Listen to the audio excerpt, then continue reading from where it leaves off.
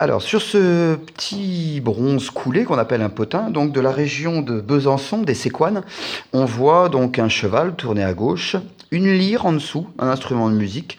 Là, c'est une patte, hein, donc la lyre, c'est juste ça, là, là, et un point. Et surtout un nom certainement d'un dirigeant qui s'appelait Cantorix, C-A-N-T-O et Rix, comme Vercingétorix, Rix c'est Rex, c'est le roi, donc Cantorix.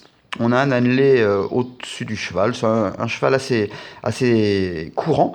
La petite monnaie est ici, mais là je vais vous parler de la façon dont c'était coulé en fait. Je vous ai mis à côté un moule que j'ai fabriqué, où on voit, donc c'est un moule bivalve, donc il faut imaginer un autre moule qui se met dessus. Et là il y a un petit canal par lequel on coulait du métal en fusion.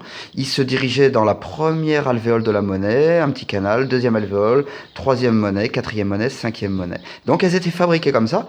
Quand c'était sec, on enlevait, donc quand le métal avait durci, on défaisait les deux parties du moule et on cassait à ce niveau-là, donc pour avoir des monnaies séparées. C'est pour ça que souvent, regardez ici, on a une petite coulée de métal.